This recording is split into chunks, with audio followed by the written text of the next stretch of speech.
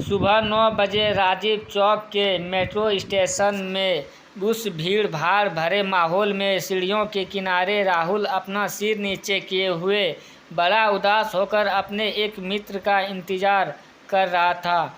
उसी समय सुनील आता है और राहुल के कंधे में हाथ मारता हुआ पूछता है, अरे यार राहुल, तूने तो हद ही कर दी। तेरे शादी को अभी 1 सप्ताह भी नहीं हुआ और तू फिर से जॉब में ऑफिस जा रहा है। यार पत्नी के साथ छुट्टियां मना, कहीं घूमने जा, भाभी को भी दिल्ली या देहरादून दिखा, घूम फिर मौज कर। सुनील बोला जा रहा था, लेकिन राहुल था कि अपना सिर उठा ही नहीं रहा था। यह देखकर सुनील ने गंभीर होकर पूछा, यार सब कुछ ठीक तो है ना? तू ऐसा उदास क्यों दिख रहा है? राहुल तब भी चुपचाप था। यह देखकर सुनील ने कहा, तबीयत तो ठीक है ना? और भाभी यार तुम बोलता क्यों नहीं? घर में सब ठीक है ना? राहुल ने गहरी सांसें लेकर धीरे से बुदबुदाते हुए बोला, यार बहुत बड़ी गलती हो गई।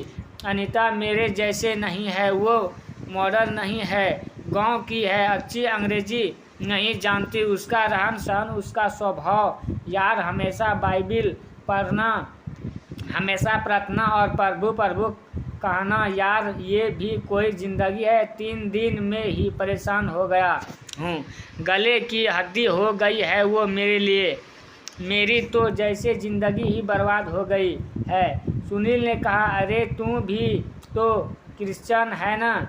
हाँ हूँ तो सही, लेकिन हम लोग बड़े दिन में और ईस्टर आदि में ही चर्च जाते हैं। यार हर समय बाइबिल की बातें और यह सब कुछ दिखावा मुझे बिल्कुल अच्छा नहीं लगता। लगता है जैसे मैं अपने घर में नहीं किसी चर्च में रहा हूँ। सुनील ने दिलासा दिलाते हुए कहा, सब कुछ ठीक हो जाएगा यार, कुछ समय दे भाभी को, नई है, दिल्ली में सब कुछ सीख जाएगी। राहुल ने बात काटते हुए कहा, चल ऑफिस देर हो रही है। आज राहुल और अनीता को 3 माह हो चुके हैं, लेकिन राहुल अलग कमरे में सोता है और किसी भी तरह अनीता के सामने नहीं आना चाहता। घर से बाहर जाते समय माँ से चिल्लाकर कहता है, माँ मुझे देर हो जाएगी वापस आने में, आप लोग खाना खाकर सो जाना, मुझे एक ज़रूरी मीटिंग है। ये तो उसका रोज़ का बहाना हो गया था। अनीता जब भी पानी या चाय देती तो राहुल उसे ऐसे सलीके से गिलास या कप को तोड़ता कि कहीं अंगुलियां स्पर्श ना हो जाए। अनीता हर वो प्रयास करती कि कैसे वो राहुल को खुश रखे, माँ का ध्यान रखती, सुबह से शाम तक घर को सजाने संवारने में लगी रहती, यूट्यूब से देख कर बढ़िया से बढ़िया खाना बनाने की कोशिश करती। आज शाम राहुल गाजर का हलवा खाते हुए ज़ोर ज़ोर से अपने ऑफिस के किसी व्यक्ति से बात कर रहा था। माँ ने ऊंची आवाज़ में कहा, अरे घर में तो कम से कम शांति से खाया कर, ऑफिस को घर में मत लाया कर, गाजर का हलवा ठंडा हो जाएगा। तभी माँ को चुप कराने के लिए तुरंत राहुल ने कहा, माँ बहुत बढ़िया हलवा बनाया है आपने। माँ ने कहा, मैंने नहीं, बहू ने बनाया है। यह सुनकर तो राहुल के जैसे सांप घुस गया। वह चुपचाप अपना फ़ोन लेकर डाइनिंग हॉल की ओर चल गया और फाइलें पलटने लगा। माँ को अंदाज़ा तो था कि इन दोनों के बीच कुछ तो पक रहा है जो ठीक नहीं है। माँ जानती थी कि राहुल बचपन से जिद्दी है। माँ भी सोच रही थी कि राहुल और अनीता को कुछ समय चाहिए, धीरे धीरे शायद सब कुछ ठीक हो जाएगा। वो अनीता से बहुत प्यार करती थी। कई बार कई मामलों में समझाने के लिए शब्द कम पड़ जाते हैं, क्योंकि इतने दिनों में अनीता ने अपनी सासू माँ को अपनी सगी माँ से बढ़कर प्यार किया था, क्योंकि अनीता ने अपनी माँ को बचपन में खो दिया था। पिता ने ही माँ और बाप दोनों का प्यार दिया था और उसे शादी के समय बोले गए पिता के वो शब्द भी अच्छे से याद थे जो उन्होंने आंसू बहाते हुए विदाई के समय कहे थे। अनीता अपना कर्तव्य निभाने में कोई कसर नहीं छोड़ रही थी, लेकिन राहुल का यह स्वभाव उसे हर पल कांटे के जैसे चुभ रहा था। वो अपने घर में ही ऐसे महसूस कर रही थी जैसे वो राहुल के लिए बोझ है। अनीता ने ठान लिया कि अब वो ज़्यादा चुप नहीं रहेगी।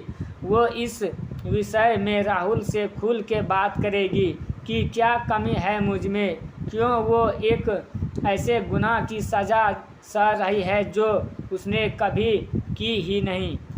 वो ऐसा सोच ही रही थी कि राहुल ने चिल्लाया, माँ ऑफिस का टिफ़िन लगा दिया है क्या? अनीता ने टिफ़िन उठाकर राहुल की ओर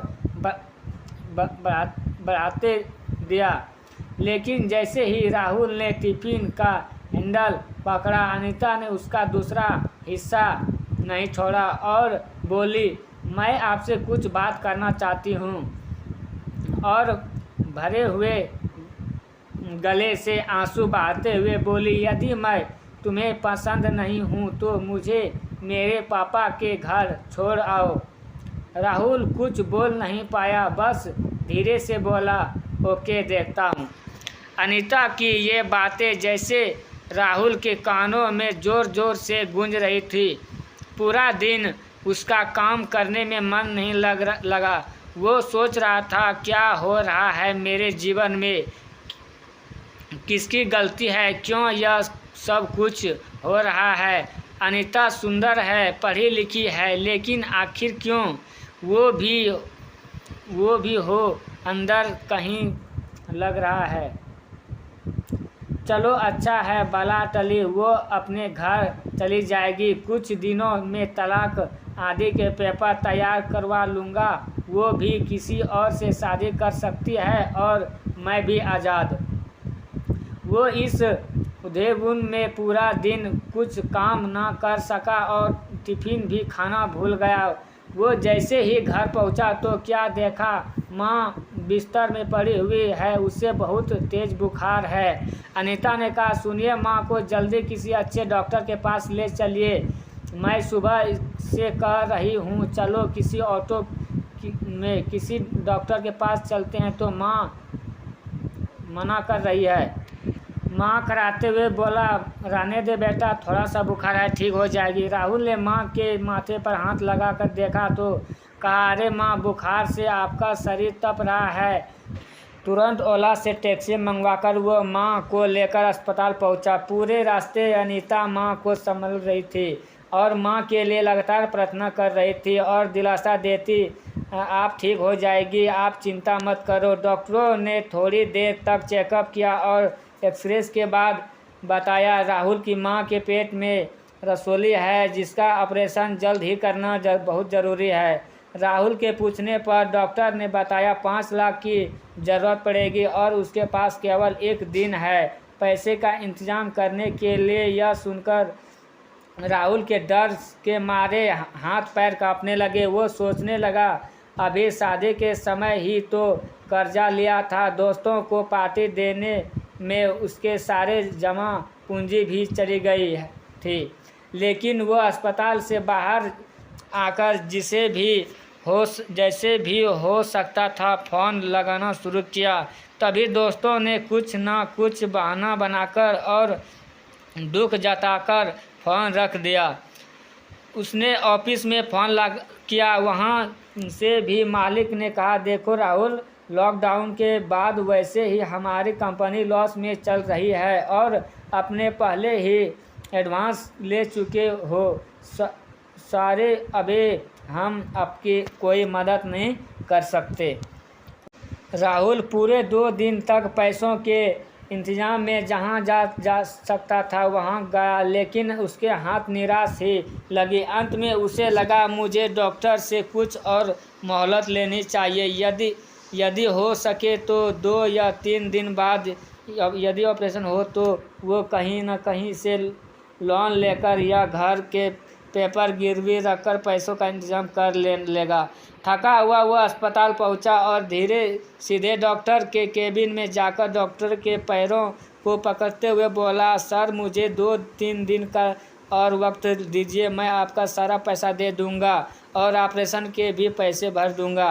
बस आप मेरी माँ की जान बचा लीजिए, मैं आपका यह एहसान ज़िंदगी भर नहीं भूलूंगा। राहुल रो पड़ रहा था। डॉक्टर ने कहा, अरे तुम क्यों परेशान हो रहे हो, तुम्हें खुश होना चाहिए, ऊपर वाले तुम्हें इतनी अच्छी पत्नी दी है, उसने पूरा पैसा चुका दी है। तुम्हारी माँ का ऑपरेशन हो तो चुका है और वो अब खतरे से बाहर है, वो अब बातें भी कर सकती है। आज छुट्टी हो जाएगी, आप अपनी माँ को घर ले जा सकते हैं। राहुल को सुनकर यकीन नहीं हुआ। वो दौड़ा और लेडीज वार्ड में माँ के पास पहुँचा तो देखा माँ बिस्तर में पीछे टिकी हुई बैठी है और अनीता उसके पैरों को हल्के हल्के से दबा रही है। राहुल को आज अपना कद अनीता के सामने बहुत छोटा लग रहा था। वो भी माँ के पैरों के पास जाकर बोला, माँ कैसी हो? अभी नर्स ने कहा इन्हें थैंक यू बोले, ये आपकी पत्नी है क्या? उन्होंने रात दिन सेवा की और पूरी रात जिससे प्रार्थना की है इनके जीवन के लिए। राहुल अनीता से नज़र नहीं मिला पा रहा था, फिर भी नीचे देखते हुए बोला, अनीता का कहाँ से इंतज़ाम हुआ इतने पैसे? अनीता ने कहा, मेरे पास कुछ पैसे जमा थे जो मैं अब गांव में बच्चों को ट्यूशन पढ़ाकर कमाए थे और कुछ जेवर थे उन्हें बेचकर। माँ ने धीरे धीरे आंखें खोलकर बुदबुदाते हुए बोली, बेटा ये मेरी बेटी है, बेटी से बढ़कर है। और अनीता का हाथ राहुल के हाथ में रखते हुए बोली, मैं तुम दोनों को हमेशा खुश देखना चाहता हूँ। राहुल के आंखों में पश्चाताप के आंसू अनीता के हाथों में गिर रहे थे।